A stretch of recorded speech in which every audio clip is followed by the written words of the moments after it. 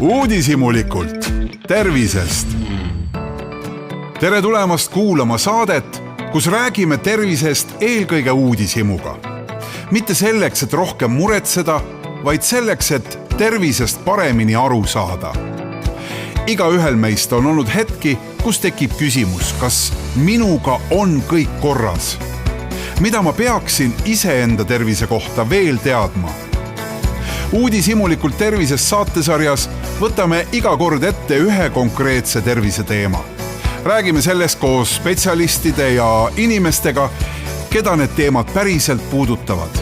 Juttu tuleb kehast ja meelest, valikutest ja harjumustest, teadmistest, sellest, kuidas oma tervist paremini mõista. Mina olen saatejuht Urmas Vaino ja küsin koos teiega. Elame kiire elutempoga ühiskonnas, vananevas ühiskonnas ja ühiskonnas, kus erinevate krooniliste haiguste koormus kasvab. Väga paljusid eestlasi kimbutavad tervisemured on tihedalt seotud meie eluviisi ja harjumustega. Olgu selleks südame, veresoonkonna haigused, vähkkasvajad, diabeet, ainevahetushäired või vaimse tervise probleemid. Alati, kui inimene tunneb end hästi, kuskilt ei valuta ja kõik justkui toimib, siis kuidas olla kindel, et meie enesetunne peegeldab reaalsust, näiteks südame tervise puhul? Milliseid terviseriske me tegelikult ise ei märka ja millal oma tervisele mõelda?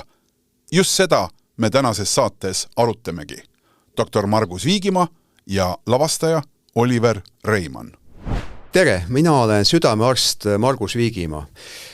Ma tegelen südamehaiguste ennetamisega tegelikult päris palju aastaid, võib-olla võiks öelda kogu oma sellise teadliku elu ja üks põhjus, miks ma sellega hakkasin tegelema, oli see, et ma töötasin infarktiravi osakonnas, nähes neid noori infarktihaigeid, mehi eriti, kes siis said selle raske haiguse ja siis me ravisime neid ja kõik, kui pered tulid kohale ja siis hakkasin mõtlema, et miks see nii on, kui olin tööl Jaapanis näiteks nägin, et seal on infarktihaiget 80-90 aasta vanused, ei ole selliseid noori Saksamaal stažeerides ja kõik kogu aeg on süvendanud minus seda mõtet, et haiguste ennetamine, südamehaiguste ennetamine on üks kõige olulisemaid asju, kuidas parandada rahva tervist, kuidas inimesed saaksid elada õnnelikumalt ja kauem. Mina olen Oliver Reimann, lavastaja, telesaadete administraator, reporter, ütleme selline multitoimetaja nii teles, teatris, erinevatel projektidel, kontsertitel, sündmustel. Minu päevad on väga tihedad. Ma toimetan teatris eeskätt lavastajana, aga vean ka erinevaid projekte eest. Televisioonis olen aeg-ajalt reporteri positsioonil, näiteks saates Ringvaade või teinekord otsesaate administraatorina ehk assisteerin režissööri ja ühtlasi mulle väga meeldib korraldada erinevaid sündmuseid ja üritusi. Margus, kõigepealt, millal sa ise viimati käisid enda südant kontrollimas? Et siis mitte arstina arsti juures lihtsalt kolleegiga juttu rääkimas, vaid et päriselt teada saada, mis värk on? No ma käisin töötervishoius tegelikult, iga-aastaselt töötervishoius, ma teen ka vereanalüüse, tegime EKG, tegime jõukontrollid ja vererõhud ja sellised asjad, nii et olen kontrolli all. Aga kuidas selles situatsioonis on, kui sa oled ikkagi Eesti üks nagu tippspetsialiste selles? Kes seda materjali läbi vaatas, mis sealt tuli?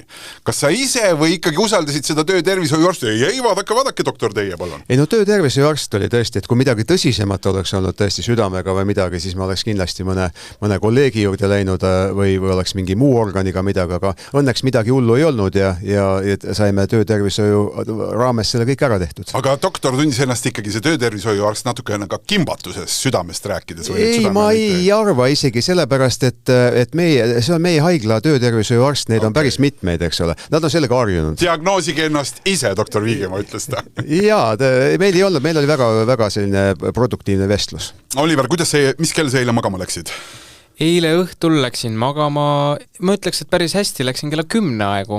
Ma ikkagi olen viimasel ajal üha rohkem pingutanud selleks, et kui ma tean, et ma tahan ärgata järgmine päev kell 6, siis tegelikult enne AK-d peaks juba vaikselt töömõtteid hakkama kokku pakkima, et ma siis suudaks kella 10 aegu magama jääda. Aga ma ütlen, praegu on ka vedanud, sest praegu on selline aeg lihtsalt, kus ma saan öelda, et jah, ma suudan hoida kontrolli all, et ma suudaksin saada kätte hea une, pika une, sest et see ei ole kahjuks alati nii võimalik olnud minu lühikese eluea jooksul.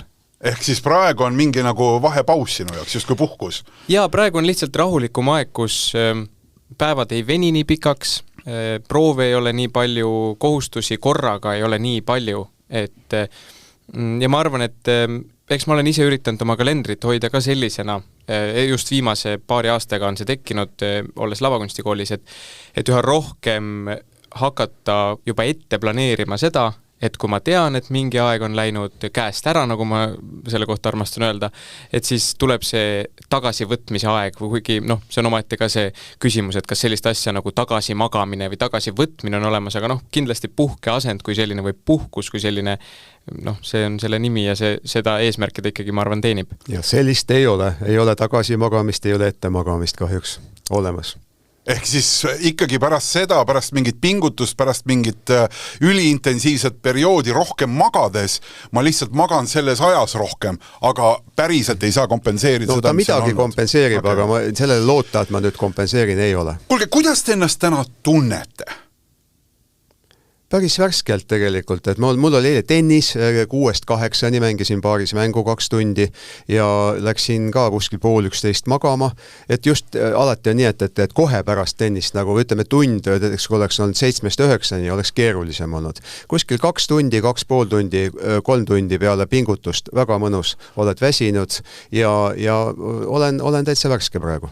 Jah, ma ütleks ka, et minu enesetunne on väga hea, ja eeskätt just ma julgen väita selle sama asja läbi, et mis mind on aidanud palju, on mingisugused kindlad rutiinid, rütmid ja eeskätt nendel hetkedel, kus ma ei ole siis sellises ebakorrapärases ajagraafikus, siis sellist rutiini hoida, see aitab väga palju kaasa heale enesetundele. Kui tihti te ise oma tervise peale mõtlete, mõlemad teie, eriti siis, kui nagu millegi üle justkui kurta ei ole ja on elus selline hea vooseisund, 6-8 tennise matš, lavastused hakkavad tulema nagu Vändras sae lauad, rollid on täpsed, kogu draama, see konstruktsioon püsib ja on hea tunne. Kui palju te sellel hetkel oma tervise peale mõtlete? Mina mõtlen pigem vähe, ikkagi kummaline on see, et nüüd viimasel ajal tegelikult rohkem, aga veel siin 1-2 tagasi tegelikult vähe, just ka kuidagi selle vaate pealt, et mis seal ikka, ma olen noor inimene, elu parim elu, mõni pidu on pikem kui teine, siis järgmine hommik varavalges kuhugi tegelikult asjatoimetuste juurde. Selle tundega, et panin vägevalt. Ja samas ongi, et mu praegune praktika on küll olnud see, et ma julgen väita ikkagi sellist, et klassikalise Eesti mehe haigus on ka minul küljes seda puhku, et enne ma ei hakka tegelema või enne ma ei hakka rohkem uurima, kui ma ise ei tunne, et oota, nüüd vist tegelikult on juba midagi käes. Ja, et mina ka mõtlen tegelikult võib-olla vähe, ei ole nagu väga probleeme midagi, aga mul on tegelikult siiski üks suur probleem ja see suur probleem on see, et ma töötan liiga palju. Ja tegelikult kõik ütlevad seda mulle. Sõbrad ütlevad, eks ole, abikaasa, kõik ütlevad. Ja tegelikult ma vahel vaatan mõnda sõpra, kes on suutnud kuidagi omale sellise mõnusama elu kujundada, et eks elus on juba tehtud ka ja ma ei ole kuidagi seda suutnud ja vahel ma tunnen, et tõesti see pinge läheb liiga suureks, kohustusi on liiga palju ja ma olen ise võtnud, ma tahan need kõiki teha, kusjuures mulle see töö väga meeldib, mis ma teen. See on see kõige, ma olen nii sisse mässinud, kuna mulle väga meeldib, teed ühe asja hästi ära, antakse 2, eks ole, teed 2 ära, antakse 4. Nii et rahvusvahelisi asju on hästi palju, nüüd ka tulevad konverentsid, ettekanded valmistada, aga kõik see töö on nii põnev, aga ma tunnen, et see tegelikult kusagilt poolt närib minu sellist organismi, et ikkagi jah, see stress ja pinge on riskitegurid tegelikult südamehaigustele ja tegelikult ka pikaealisusele, et ma pean mõtlema selle peale, et kui ma tahan ikka produktiivset tööd jätkata, et ma pean mingi sellise kontrolli saama. Doktor Viigimaa, kui inimene ütleb, et ta tunneb ennast hästi ja temaga on justkui kõik korras, nagu me hetk tagasi ka kuulsime, mida siis kardioloog selle peale mõtleb? Mida tähendab see, et mul on hea enesetunne, kas see tähendab, et tal on ka hea tervis? No üldjuhul see tähendab seda, kui vaadata kehalist tublidust näiteks ja siis kui vaadata... Mida vaadata? No, näiteks, kehaline tublidus, mis asi see on? See on see, et teeme koormustesti näiteks, et kui palju vatte see inimene siis suudab vändata või rajal kõndida, et need on seotud tegelikult töövõimega, need on seotud pikema eluga, nii et selline tublidus ja kui inimene tunneb ennast hästi, enese hinnang tervisele on tegelikult üks selline näitaja, mis näitab, et kas inimene elab kauem, kas ta on tublim. Nii et see on üks, aga samas see võib olla ka vahel petlik, sest kõik inimesed tegelikult ei tunne, kui me vaatame südamehaigusi, näiteks südamerütmihäired, iga inimene ei tunne, see võib tõsised rütmihäired olla, ta ei tunne. Teine inimene tunneb igat vahelööki, on mures, et näed, mul jättis vahele süda ja on väga muretseb oma tervise üle. Nii et riskitegurid on ikka need asjad, mis tuleb läbi käia, vaadata. Kolesterooli anna kuidagi tunda, vererõhk enamasti üldse mitte ei anna tunda. Pärilikkus, kui inimene teab, et tal on olnud siin vanematel või lähisugulastel infarkte, aga näiteks kõik need, mis me teeme geeniuuringud ja sellised asjad, enamus inimesi ei tee neid või tähendab, meil ei ole veel sellist võimekust, et me kõigile saaks neid teha. Ja siis ongi nii, et me võime nagu alahinnata neid ohte, mis meil tegelikult ees seisavad. Ehk need ongi need asjad, mis on need südamega seotud riskid, mis on kuskil nii-öelda taustal käimas. Need on nagu kuskil mingid arvuti, bittide, baitide omavahel loksutav töö ja me ei näe selle tulemust lihtsalt kohe. Me saame aru, kuskil seal mingid asjad kuhjuvad, mingid asjad on kohal. Ja siis ühel hetkel tuleb vastuvõtule patsient, kes näils ütleb, ei, mul on vinks-vonks.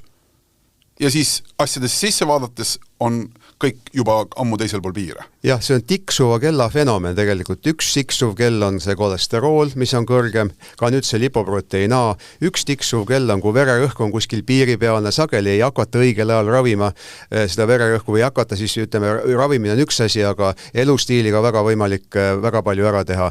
Üks tiksuv kell on veresuhkur, mis on ka sageli hakkab olema piiri peal või isegi natukene üle, sellele väga tähelepanu ei pöörata. Ja kui need tiksuvaid kelli on mitu, siis ikka see riskitase väga palju tõuseb. Ja need tiksuvad kellad on miski, mida me tegelikult niisama oma igapäevases andmevahetuses me tegelikult ei saa näha. Saan ma õigesti ära? Jaa, me ei tunne neid, aga tegelikult me saame näha, kui me teeme vastavaid analüüse, kui me mõõdame vererõhku, aga tavaliselt sellele pöörata tähele, kui enesetunne on hea, ega siis inimene ei mõtle tavaliselt. On natuke kõrgem, on, las ta olla. Et see ongi mina, see olen ja, mina. Mul ongi võib-olla, mul vanematel oli ka, isa oli. Ja mina jällegi olen, sekkusin teiega ootamatult vahel, aga ma olen ise võtnud ka selle täna, et jah, kui mul on kiirem periood või kõrge stress või tõesti, ma ei tea, olen teinud siin ka nüüd 1-2 lavastust ise lavastajana, siis seal lõpusirgel paratamatult see, et mis on nüüd õige, mis on vale, siis see pinge, sel hetkel tundub, et see on nagu maailma kõige tähtsam asi üldse, eks ole. Et siis näiteks mina olen kummalisel kombel isegi praegu julgen öelda, ma olen ära harjunud sellega, et jah, sellel hetkel ma ka vahel tajun, et mu pulss lööb, kuidas ma ütlen, intensiivsemalt või tugevamalt, aga kuna ma mõned aastad tagasi käisin, kui ma esimest korda seda tundsin, käisin arsti juures, ja siis öeldi mulle, et ei, et tegelikult ütleme, et tehti erinevad testid, et südamerütmi häiret kui sellist ei ole, aga lihtsalt, et võtke palun natukene rahulikumalt, siis see on see hetk, kus ma siis ütleme, et ma tajun ära, et see praegu on ja ma tean, et järelikult ma ei tohi õhtul veel pool õhtut olla öösel või et järelikult ma tean, et ma ei tohi veel pool ööd olla üleval pärast ja siis veel, ma ei tea, kirjutada veel märkuseid järgmiseks päevaks, et pigem siis minna varem magama, et olla järgmine päev värske. Aga siiski, et see on huvitav, et keha annab lahedalt palju märku, aga teda tuleb ka nagu kuulata. Ei, aga samal ajal see ongi see põnevus, see on ka see ju, kuhu sa jõuda tahad, sellepärast, et see tähendab, et midagi sünnib, midagi toimub, ma olen jõudmas kuhugi ja see kaasnev pulss selle juures jumala eest, ma tean ise saate juhtimisest või kusagil laval olemisest seda sama asja, et see on ka mingis mõttes tunne, mida sa tahad, mitte see ebamugavustunne, aga vaid see, et ma olen nüüd selle viimase protsendi sees kuskil, eks ju. Ja ma nõustun sellega, seal ongi see magus piir või magusvalus piir, et kus siis on see ka see hetk, mis ma olen ise mõelnud nüüd jah, et praegu ma tajun ära, et vot süda, et ma nimetangi seda, et praegu on selline moment, selline etapp elus, praegu on selline protsessi lõpusirge ja siis tuleb jälle see aeg, kus ma saan öelda, et enne AK-d hakkasin mõtteid kokku pakkima. Aga võib-olla ise ma olen kuidagi üha rohkem hakanud kuklas mõtlema, et millal on see hetk, kus ma võtan selle südame kloppimise uuesti selle arvelt või ütleme, seostan selle ära sellega, et see on see moment ja tegelikult magan maha selle hetke, kus on päriselt probleem. Et selle piiri tajumine on minu jaoks viimasel ajal kuidagi esile kerkinud. Oliver, aga kirjelda korraks enne, kui ma Margusele lasen kommentaariks sõna, et kirjelda seda enda nädalat. Seda, mis on see kõige pingelisem nädal, milline ta siis on, mis see sinu jaoks siis ajagraafikute mõttes, tegevuste mõttes, mida see tähendab? No 2026. aasta märtsikuu alguses esietendus mul Draamateatris diplomi lavastus Ühe naise võitlused ja metamorfoosid. See oli 7. märts, laupäev. Pühapäeval, see on lihtsalt hea konkreetne näide, pühapäev 8. märts oli Unibet Arenal suur Ene-Liis Semperi kontsertlavastus, mille siis nii-öelda showrunner, nagu nimetatakse, või etenduse juht ma olin ja seda pühapäeval seda proovi läbi viisin. Ehk mul oli mingis mõttes ühel nädalal 2 esietendust. Ja see nädal nägi välja selline, et 11-3 ja mõnel õhtul ka toimus Draamateatris proov või läbimäng, mida sa pead intensiivselt vaatama, näitlejaid tagasisidestama hiljem, mõtlema, kuidas saaks veel paremini, kust kohast samal ajal kuulama, mida keegi teine arvab, sest esimesed silmapaarid käivad saalis piilumas, teatrikolleegid.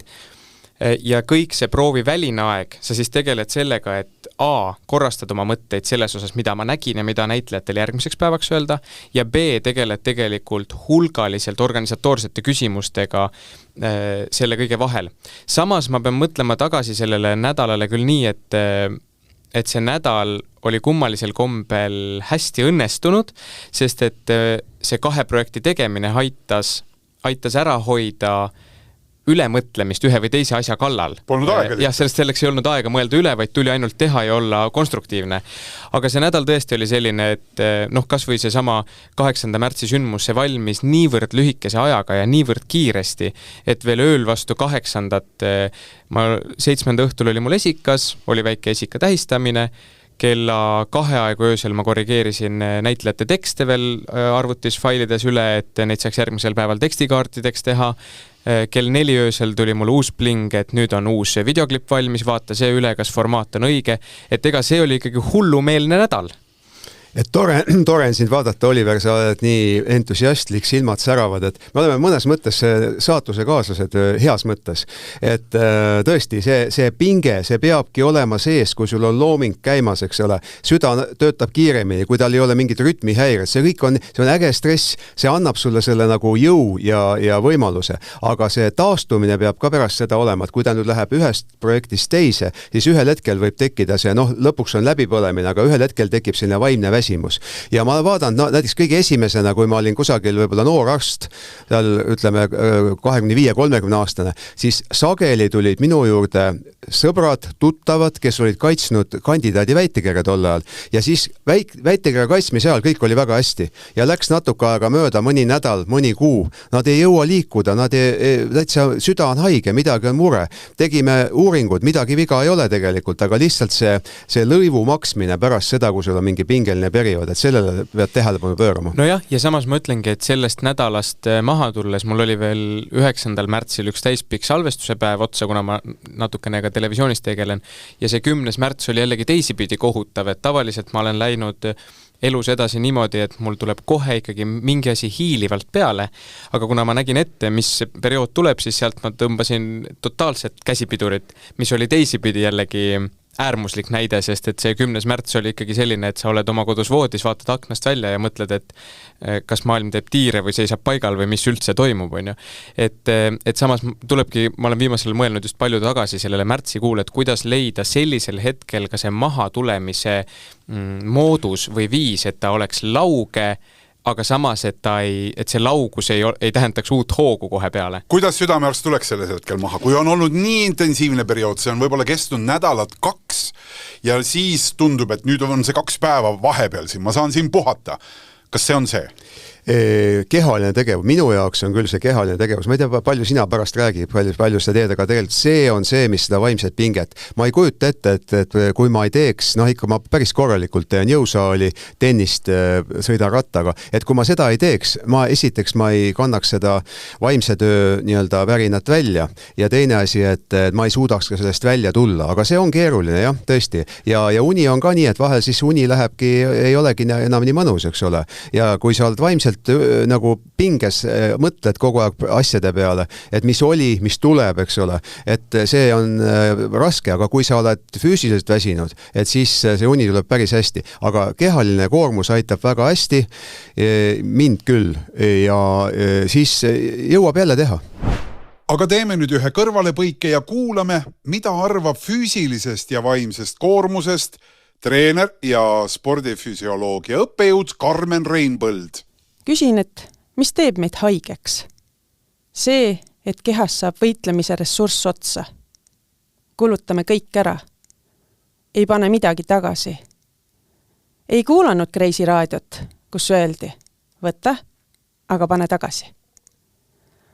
Aju tagab meie ellujäämise läbi ennustamise, küsides igal ajahetkel küsimuse. Kas mul on piisavalt ressurssi, et pidada vastu sellele hullusele, mida see inimloom järgmiseks kavandab. Aju otsustab, milline tegevus on tema jaoks stress ja milline mitte. Pole vahet, kas see on vaimne või füüsiline tegevus, positiivne või negatiivne. Keha jaoks on efekt sama ja läbi stressi ressursipott tühjeneb. Aga kui nüüd stressil järgneb taastav tegevus, siis täidetakse taaskord potti ja inimene jääb terveks. Ja see ongi eesmärk. Kuid tihti ei saa me seda protsessi tasakaalu. Edukultus nõuab pingutamist igal rindel, näpistades aega magamise ja trenni arvelt. Stressis aju aga nõuab naudingut, toitu ja meelelahutust, mille peale keha tõenäoliselt aitäh ei ütle. Vaiksed muutused südames ja veresoontes, ainevahetuses ja lihastöös, kas see on elu elamise paratamatu hind? Või kas ikka on? Karmen ütles, et vahel kulutame kõik ära. Samas vajab keha ka stressile järgnevat tegevust.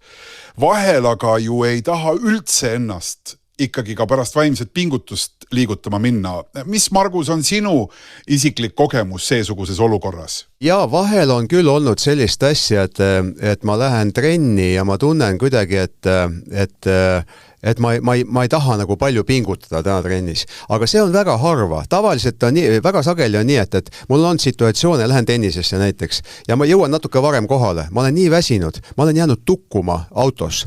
Ütleme, et tukud 10 minutit, mõtled, et ma täna nagu minna ei taha. Ja lähed trenni, teed selle ära ja sa pärast oled nagu noor jumal. Tuled tagasi, sa oled nagu energiat täis kõik, aga see on päeviti on erinev, nii et täpselt tulebki nagu leida enda organismi juures, et kuna saab seda lisakoormust anda.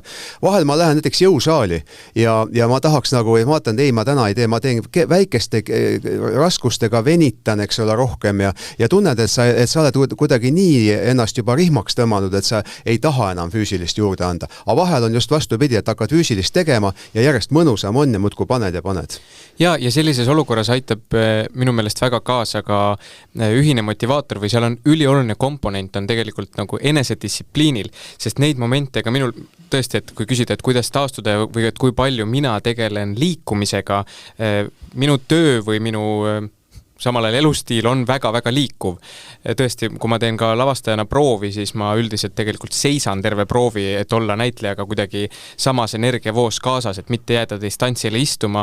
Tõesti ka, ma ei tea, telestuudios olles ma ikkagi olen sageli püsti liikumises liikuv, aga sellest taastumiseks mulle meeldib teha ka aeg-ajalt trenni ja tõesti mina pigem teen seda koduses keskkonnas, aga just väga hea motivaator on ka see, et kui sul on siis näiteks, meie võtsimegi kaaslasega ette, panemegi kalendrisse 2 korda nädalas, võiks ikkagi proovida teha kas või natukene trenni ja siis loomulikult on neid hetki, kus täna ma ei jaksa, siis üks surgib natukene teist, teine surgib teist ja tegelikult kui sa selle ära teed, siis see moment on niivõrd hea ja seda distsipliini või üldse, kuidas selles ka muidu selles tohutus voos saada ka vaimselt püsida reel, mind on väga palju aidanud ujumine, mis on teine huvitav teema tegelikult, et külmvesi meres, ma käin hommikuti ujumas, küll vahepeal jäi ka väikene auk sisse, aga et see on omaette teema, et kuidas see südamele ja kehale mõjub. Väga hästi mõjub.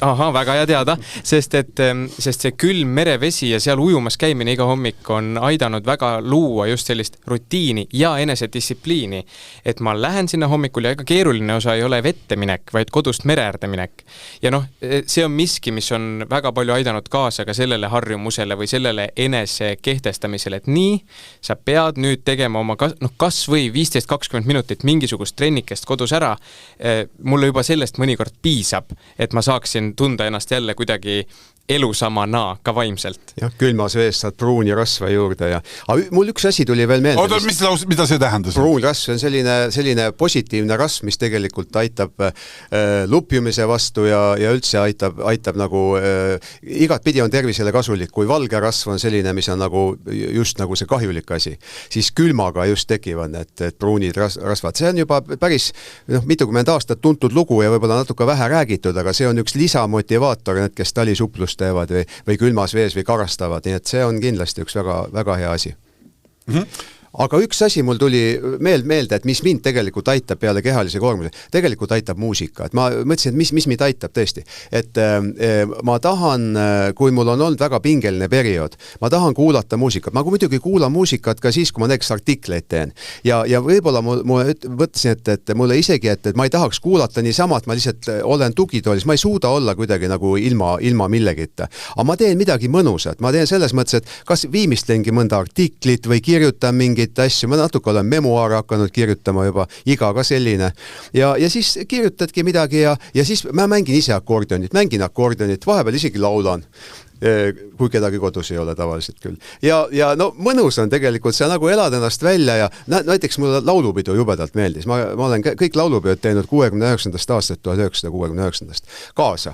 Ja viimane laulupidu, mulle nii paljud laulud meeldivad ja siis ma meenutan seda, kuidas me siis laulsime ja mis seal kõik oli kihvt ja üldse või mõned kontserdid, mis sul on läinud nagu hinge ja siis, muusika aitab väga palju. Jah, teisalt, ja ma olen nõus, et sellised väikesed lisategevused, mis ei ole absoluutselt seotud sellega, mis sa igapäevaselt teed, aitavad minu meelest tohutult sellest kõigest eemale saada, aga muusika ja kontserdiga on teine huvitav ääremärkus see, et kuna minu elustiil on väga sageli jooksus, ma armastan selle kohta öelda, siis kui ma satun kontserdile, istuvale kontserdile, siis ma olen tähele pannud ja üldse ma olen ka treeninud seda, et enne siin käis ka korraks läbi, et tulevad töömõtted, unne kaasa ja nii edasi. Näiteks üks asi, mis ma olen teinud enne magama jäämist, selleks, et välja lülitada ennast tööst, ma olen hakanud numbreid lugema 100-st, 200-st alla ja see viib tegelikult mind kuhugi ta viib fookuse konkreetsesse kohta ja ma ei tegele sellega, mis päeval enam oli ja ma tunnen, eks ta on natuke peas ka kinni, aga ma tunnen, et mu uni tuleb siis pehmemalt või tuleb kuidagi vähem ärev, kui on kiire aeg. Aga teisalt selle unega just väga huvitav ongi see, et nüüd käisin ka ERSO kontserdil ja mulle tõesti meeldib käia kontserditel. Aga siis, kui seal kiire aja lõppedes lähed sinna kontserdile, istud sinna saali maha ja tegelikult mul on kinosaalis ka teatris, ehkki ma tegelen teatriga sama asi, kui sa siis lõpuks sinna maha istud ja satud oma fookusega ühte kohta, sa ei vastuta, sa naudid ja siis tuleb peale kerge tukk. Ja ühesõnaga, see tuli lihtsalt ääremärkusena meelde, aga et see kontserdil käimine on väga mõnus, aga sellise tiheda aja lõppedes on mõnikord nii piinlik, sest sa lähed kontserdile ja midagi ei saa teha, tukk tuleb peale. Ma arvan, et ükski interpreet ei pahanda, kui ta on loonud inimesele nagu hea turvalise keskkonna, kus ta saab lõpuks suikuda. Et sa maga julgelt, peaasi, et kaaslane tunneb ennast kindlalt sellel hetkel, kui sa ta oma kõrval tukud. Aga Margus, ma ju näen endaga koos siin rääkimas 2 siiski väga aktiivse eluviisiga inimest ja ehkki tahaks öelda teistpidi, aga te siiski olete erandid, mis kinnitavad kahjuks seda reeglit, et väga paljud ei käitu nii ja pigem otsivad teed enda südame tervise peale mõtlemise suunas ja võib-olla ka siis enda igapäevase pinge ja stressi nagu juhtimise suunas. Margus, kui kunagi ei ole teinud sisuliselt trenni varem, kui mitte kunagi ei ole nagu väga tajunud seda vajadust ja siis sellele vajadusele allunud, aga kogu see elu, pikk elu juba seal, 30, 40, võib-olla isegi 50 aastat on elatud. Kuidas siis peaks alustama nii, et nagu selle esimese pauguga, sest et lõpuks, kui ma millestki haaran, tahaks ju teha ikkagi nii nagu tolm taga, eks ju, et siis liiga ei teeks sellele samale südamele? Jaa, see on keerulisem situatsioon.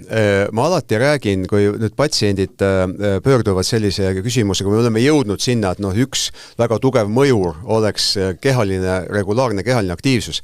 No näiteks kui hüpertensioon, piiripealne või halvem juht, kui on infarkt põetud, eks ole, et kuidas siis nüüd teha. Need, kes on kunagi teinud trenni, neil on tunduvalt lihtsam pöörduda tagasi, sellepärast, et nende süda, veresooned, lihased on harjunud kunagi kenasti koostööd tegema. See koostöö on läinud nüüd vahepeal väga kas siis päris halvaks või siis läinud oluliselt kehvemaks ja nendel on lihtsam tagasi pöörduda. Aga kui see lause kõlab nii, ma olen 50 ja suusad olid all ja jalgrattaga ma olen käinud poes sardelle toomas, eks ju. Aga vaat suusad olid all viimati ülikooli ajal. Kas see loeb ka siis, et see ülikooli ajal midagi tehtud? Natuke see loeb, aga tegelikult peab nagu enam-vähem otsast alustama ja otsast alustamisel on kõige olulisem see, et ei tohi niivõrd panustada intensiivsusele, kuivõrd regulaarsusele, distsipliinile ja regulaarsusele. Et kui praegu vaadata Euroopa kardioloogide seltsi soovitusi, siis baasaktiivsus on see, et 30 minutit reibast kõndi iga päev, pluss 2 treeningkorda. 2 sellepärast, et 1 on leitud, et see ei anna tervist juurde. 2 treeningkorda, ma soovitan alati kõigile patsientidele, või sõpradele samamoodi, et pange 3 treeningkorda omale päevikusse või ühesõnaga, et te peate 3 korda tegema, siis tavaliselt 1 langeb mingil põhjusel ära. Aga kui 2 langeb 1, siis on juba, see ei ole hea. Ja tuleb hakata vaikselt peale. Kindlasti ei ole mõtet hakata mõtlema kohe mingid maratoni või mingid selliseid mõtteid, et ega see liigne kehaline koormus tegelikult lisatervist ei tooda. Seal võivad tekkida juba vigastuses, ütleme ka 50-aastasel mehel, isegi liigeste, lihaste, aga ka südame ülepinge võib tekkida. Nii et tasapisi alustada, kui inimene juba näeb, et tal enesetunne läheb oluliselt paremaks ja see juhtub juba esimeste nädalatega.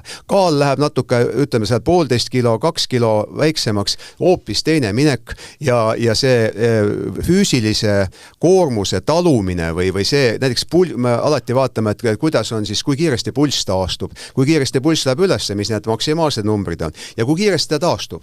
Ja kui ta taastub järjest paremini, siis see on selline nagu objektiivne näitaja, et inimene tunneb, et ma olen midagi väga head teinud ja enesetunne läheb muidugi väga heaks. Tuleme korraks selle sammude arvu ja selle päevase kõndimise vajaduse juurde. See on nagu igasugune baastase, et see 30 minutit intensiivset kõndi peaks olema päevas. See peaks olema või sellele ekvivalentne siis koormus. Ja siis ma ei tea, 4. korrusele jala, kas see asendab selle? Kui korduvalt teha, siis asendab küll, jah. Ja ongi, igal ühel on see erinev rutiin. Mõni jätab auto näiteks tööst natuke kaugemale, kõnnib intensiivselt tööle. Mõni käibki tööl. Mul on 35 minutit ja haiglasse minna, just niisugune paras maa. Aga muidugi tähtis on see, et see toimuks iga päev ja võimalikult vältida lifti, käia treppidest, eks ole. Nii et see on võimalik saavutada ja on leitud, et see 30 minutit peaks olema kuskil, ütleme 10 minutit on see kõige lühem aeg tegelikult, mis see pulss on kiire, mis tähendab, et ta ei tohiks olla niimoodi, et sa 10 korda teed 3 minutit, eks ole, vaid ta peaks olema ikkagi koosnema ka nagu pikematest seanssidest. Aga see on tegelikult lihtsasti saavutatav ja see nüüd, mis sammud, aga üldarv, eks ole, et 10 000 on ideaalnumber, praegu on ka leitud, et 6 000, 7 000 tegelikult annab sellise positiivse mõju tervisele, isegi teadusuuringutes. Ehk siis regulaarsus, teatud pikkus selles regulaarsuses on juba nii-öelda see, millest me peaksime kõige selle juures alustama. Kas kogu nagu see tehnoloogiline pool, kuidas see, kas see pigem aitab, sest et ta ikkagi nagu aitab vaadata, et natukene on nüüd vaja, eks ju, et saada see 7000 või 8000 sammu täis, või on ta mingis kontekstis ka nagu petlik inimese jaoks, see tehnoloogiline tugi, mida me täna tervise osas, enda jälgimise osas justkui saame? No valdavalt ta aitab ja kas või see sammude lugemine, mul omalgi, kui ma alustasin kunagi, siis ma panin mingid sammud peale, mis ma tahan saada kindlasti ja vahel oled konverentsi, näiteks õhtul vaatad, no ei ole neid samme täis, et käid veel hotelli ümber paar tiiru, eks ole, seal tänavatel, et ta kuidagi nagu distsiplineerib. Inimesed saavad tegelikult väga palju rohkem teada oma tervise kohta, nad saavad öelda arstile, näidates kas või EKG mingisuguseid lõike kuni sinnani välja, ka vererõhku on võimalik nutikellaga mõõta, loomulikud sammud, unepikkus, isegi une kvaliteet, on väga palju asju, aga muidugi seal on üks moment, et see võib tekitada inimesest terviseärevust. Et osad asjad on näiteks pulsilaine pulsilaine kuju saab vaada, aga näiteks südame löögisageduse variaabelsus on üks niisugune näitaja, mis näitab autonoomse närvisüsteemi seisundit, aga sealt võib väga palju lugeda nagu valesti välja, kui parem oleks, kui oleks siis inimesele antud instruktaaž, arstiga läbi räägitud, et mida jälgida, mis on sellised piirid, et kus on nagu mugav või tervisele ohutu, et vahel inimesed muutuvad väga terviseärevaks ja vahel see näiteks pulsisagedust mõõdab valesti, näitab rütmihäired, mida tegelikult ei ole, vererõhku võib mõõta valesti, nii et see kõik võib tegelikult kuskilt poolt negatiivseks minna. Ehk siis teadlikkus selle juures on kindlasti ülioluline. Ma tuleks korraks veel selle vanuse juurde tagasi ja kuna siin stuudios on täna mehed ja me räägime võib-olla rohkem, vähemalt mina oma peas mõeldes meeste peale, siis mis on need muutused mehe organismis? Seal 40, 50, 60, mis ei ole otseselt seotud südamega, aga siiski loevad ka südame tervise kontekstis. Jaa, mina olen 68 aastat vana, aga näiteks kui ma siin tegin hiljaaegu ühte tennisesaadet, siis ma väitsin, et ma mängin kõige paremat tennist oma elus. Ma ütlen, et ma ei ole enam arenenud, aga ma ei ole üldse tagasi läinud selles. Ma tegin 2 aastat tagasi Kõrvemaa rattamaratoni täisdistantsi ära. Selge see, et vanusega kaasnevad teatud piirangud. Jõudlus läheb ikkagi natuke väiksemaks. Sa pead sellega arvestama. Lihasmass läheb väiksemaks. Ma käin jõusaalis, ma püüan seda. Näiteks hiljaaegu tuli üks uuring välja Rootsis, kus pikaajaliselt uuriti inimesi ja selgus, et juba 35-aastaselt hakkab vaikselt lihasmass vähenema. Nii et me peame väga varakult hakkama selle eest hoolt kandma, et see kehaline tublidus püsiks. Kõik liigesed, mul on ka üks ja teine siin vasak põlv teeb vahel muret, selg teeb muret vahel. Nii et võimlemine on väga, väga tähtis. Mul on näiteks kabinetis. Ma korraks, ehk siis selles mõttes, et kui 50-aastane otsustab, et nüüd on jõusaal, siis isegi kui ta teeb nagu tippmõistes treeneri käe all juhendatuna teadliku plaani alusel, tal peaaegu ei olegi lootust näha samamoodi välja nagu 25-ne Ott Kivikas kunagi piltidel. Ei, muidugi mitte, sellepärast et arterid ka vaikselt veel ikkagi jäigastuvad, ühesõnaga noorel on väga elastsed arterid. Nad elu jooksul, ühesõnaga see käib eluga, see elukaarega kaasa, aga sa võid olla, paljud inimesed ütlevad näiteks niimoodi, et kui nad on põdenud 40-aastaselt infarkti, ma ei hakka siin rääkima, mõned Eesti tuntud inimesed, Toomas Uba näiteks oli üks selline, kes ütles, et ta tegelikult hiljem, kui ta hakkas sportlikuks, ta tunneb ennast palju paremini, ta pole kunagi, ta on 40-aastaselt tegelikult palju viletsam olnud, kui näiteks hilisemas elus. Ja seda on väga paljud rääkinud, aga see on ikkagi, kõik on suhteline. Kui nüüd inimene on treenitud, siis ikkagi paratamatult see kehaline tublidus elu jooksul läheb kehvemaks, sa pead tegema rohkem harjutusi lihastele, liigestele, painduvust, tasakaalu, kõiki need asju pead tegema. Kui sa seda ei tee, mul on näiteks väga häid eeskujusid, 80-90 aastased mehed, iga hommik nad võimlevad, mõni võimleb pool tundi, mõni võimleb isegi tund, iga hommik, absoluutselt. Nad teevad spetsiaalseid harjutusi, nad mängivad kas golfi või tennist või isegi mõni mängib korvpalli. Nii et ühesõnaga, tervis on meie endi kätes, me peame olema järjekindlad, peame olema tublid. Doktor Viigimas, kogu see testosterooni langemise asi, kuidas see paneb nagu südame tervise kontekstis mängureegleid, kuidas ta muudab? Jaa, testosterooni tase on kindlasti väga oluline meestel ka määrata ja madal testosterooni tase ei ole hea. Me näeme juba noortel inimestel, et on vahel nii madal testosterooni tase, see on just kroonilise sellise läbipõlemise ülepingutusega seotud, väga sageli vaimse tööga, vastusrikka tööga inimestel meestel võib testosterooni tase minna väga-väga madalaks. Ja ma olen ka näinud, et ka seal, ütleme, 60-aastasel mehel võib olla testosterooni tase väga-väga ilus, selline nagu on seal 25-30-aastase norm. Nii et see kõik jällegi on väga palju sõltuvuses sellest, kuidas on eluviisid, kehalisest koormusest on ta kindlasti väga palju sõltuv ja sellest, et vaimse tööga mitte üle pingutada. Kui me vaatame üldse meid ümbritsevat tervisestatistikat, siis on nagu põhimõtteliselt 2 sellist baasmure. Ongi see, millest me oleme siin täna rääkinud, südame- ja veresoonkonna haigused ja teine on vähi probleemid on need, mille peale inimesed kõige rohkem mõtlevad. Kas kuskil peale selle kehalise aktiivsuse, mis on täiesti arusaadav. Kas on meil veel miski, millele me võib-olla ei pööra tähelepanu just nende samade südame-veresoonkonna haiguste osas, aga mille osas meie igapäevane käitumine aitaks püsida paadis paremini? No kindlasti toitumine, see on võib-olla isegi põhimõjur tegelikult, ütleme liikumine, toitumine, väga raske on esiplaanile ühte või teist asetada, käivad omavahel koos. Kindlasti uni, millest me rääkisime, uni on ülioluline ja kindlasti on need mõnuained, nendest hoidumine, ka energiajoogid, ka huultubakas, elektrooniline sigaret, eks ole, et see, mida arvatakse, et see on justkui nagu natukene leebem variant, kipub nagu asendama nüüd sigareti suitsetamist, mis on kõige halvem.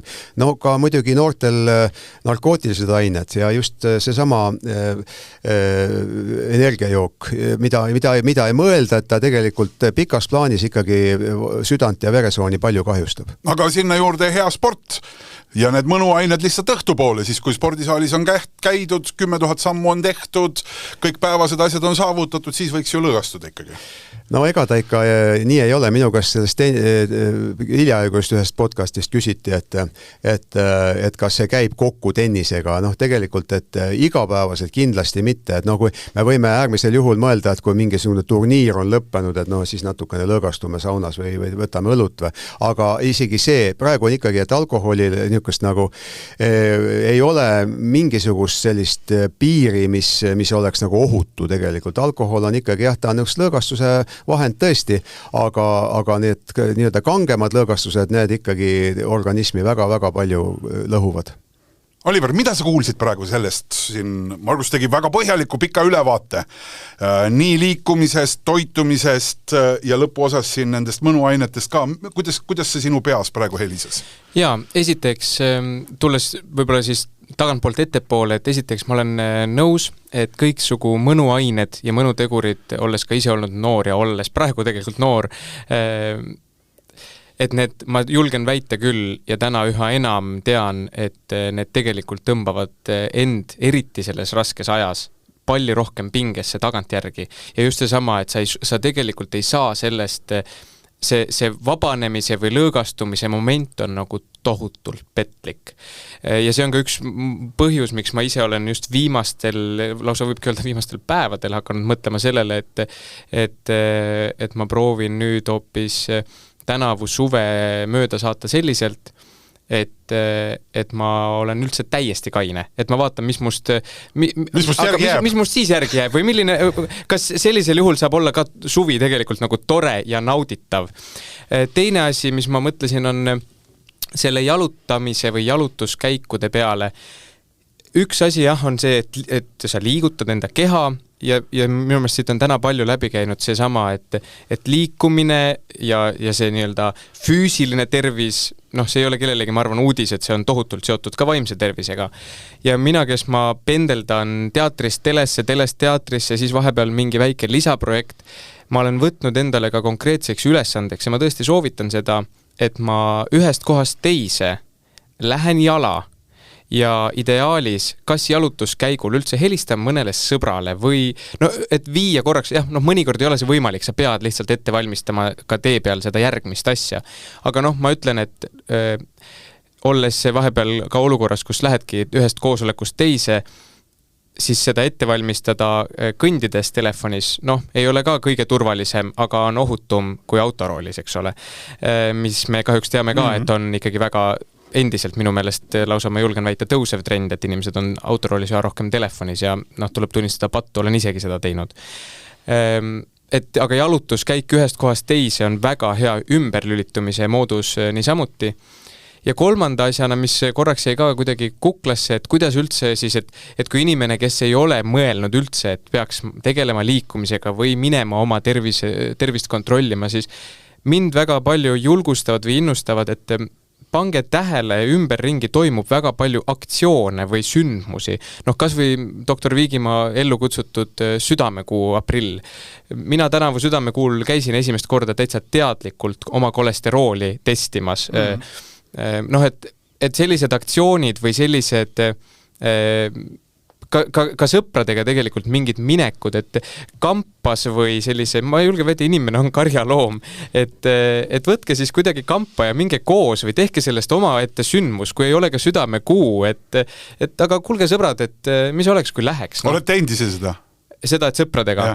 Mina olen sõpradega käinud näiteks veredoonorix ja veredoonorlus on ka üks selline moodus, kuidas ma saan tegelikult sealt kummalisel kombel palju ka ise tagasi, et noh, loomulikult sellega ma teen head kellelegi teisele. Ja sa ei mõtle seda küpsisepakki, mida nad justkui piltlikult annavad sealt, eks? Vaid ma mõtlen seda, et esiteks mul mõõdetakse siis ära ka vererõhk, kui tegelikult teen sinna alati linnukese, kui midagi seal peaks olema, et nad avastavad midagi, siis noh, hetkel ei ole lihtsalt keegi minuga ühendust võtnud, jumal tänatud.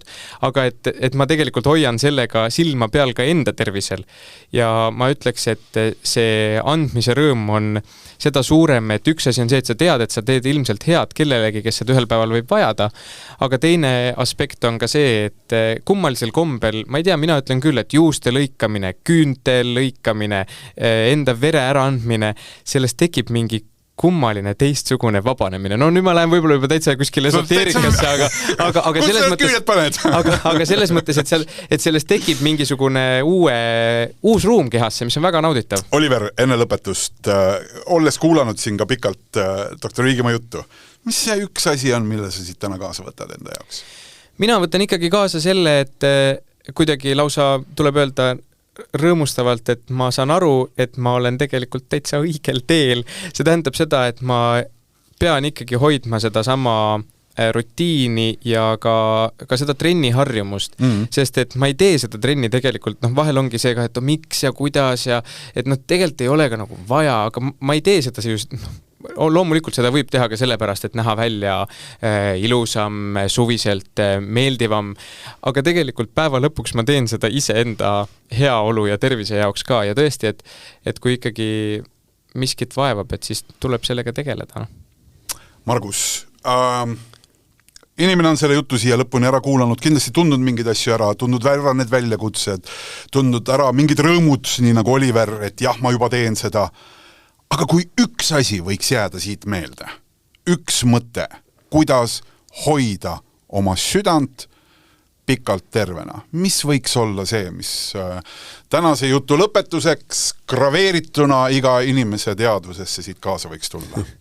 No jah, me oleme põhiasjad kõik ära rääkinud, aga ma arvan, et üks asi, mis meil jääb puudu ja mida me saaksime alati teha paremini, on see, et me peaks olema positiivsed.